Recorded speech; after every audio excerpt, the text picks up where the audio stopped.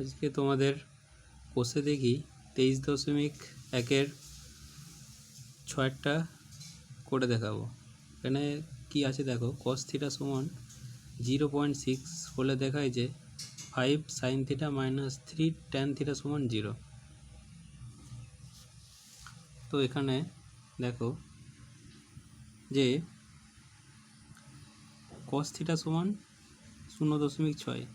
তো cos θ আমরা এটা দশমিকটা তুলছি, ওই সেই জন্য উপরে 6 আর দশমিকের জন্য 1, এবং দশমিকের পর যতগুলো সংখ্যা আছে ততগুলো শূন্য হয়েছে, অর্থাৎ দশমিকের জন্য 1 হয়েছে, এবং হরেতে দশমিকের পর একটা সংখ্যা আছে, তা একটা শূন্য, অর্থাৎ 10। তো এটাকে 2 দ্বারা কাটাকুটি করা হয়েছে, 3 দুগুণে 6, 5 দুগুণে 10। এবার আমরা cos θ কি সমান কি জানি, ভূমি বাই অতিভুজ, অর্থাৎ cos θ এর মানটা, cos θ যেটা আমরা জানি, তো সেটা সমানই কি 3/5। এবার এটা ধরে নেওয়া হয়েছে যে ভূমি সমান 3k আর অতিভুজ সমান 5k। এবার আমরা জানি যে এখানে দেখো আমাদের ভূমি আর অতিভুজ আছে, তো আমরা এখানে সেই আমরা যে সূত্রটা জানি যে অতিভুজ স্কোয়ার সমান ভূমি স্কোয়ার প্লাস লম্ব স্কোয়ার, সেই সূত্র দিয়ে আমরা সহজেই লম্বর মানটা বার করতে পারবো। তো লম্ব সমান কি হয়ে যাবে, √ওভার অফ অতিভুজ স্কোয়ার মাইনাস ভূমি স্কোয়ার, অর্থাৎ এখানে অতিভুজ 5k এবং ভূমি 3k, অর্থাৎ 5k whole square minus 3k whole square. তো 5k হোল স্কোয়ার করলে 25k square minus 3k whole square করলে 9k স্কোয়ার, এটা বিয়োগ করলে 16k স্কোয়ার।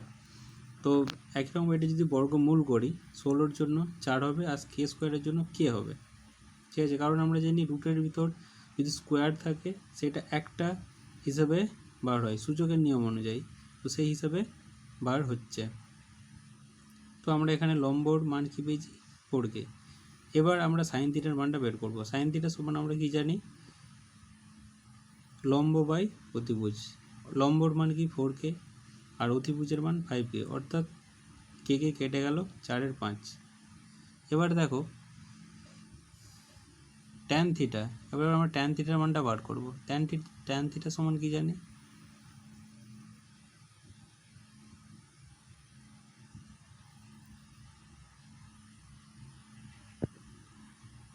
ট্যান থিটা সমান আমরা জানি যে লম্ব বাই ভূমি, অর্থাৎ লম্বর মান 4k আর ভূমির মান 3k, 4k by 3k, k কেটে গেল 4/3। এবার আমাদের যেটা প্রমাণ করতে বলেছে 5 sin θ মাইনাস 3 tan θ সমান 0, সেটা আমরা লিখছি বামপক্ষ যে 5 sin θ মাইনাস 3 tan θ।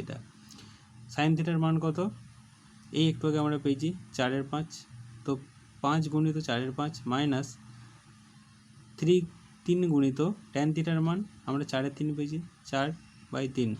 তো 5 কেটে গেল, 3 কেটে গেল, 4 বিয়োগ 4 সমান 0। আর এটাই আমাদেরকে প্রমাণিত করতে বলেছি যে 0, তো আমাদের এটা প্রমাণিত হয়ে গেল। ধন্যবাদ।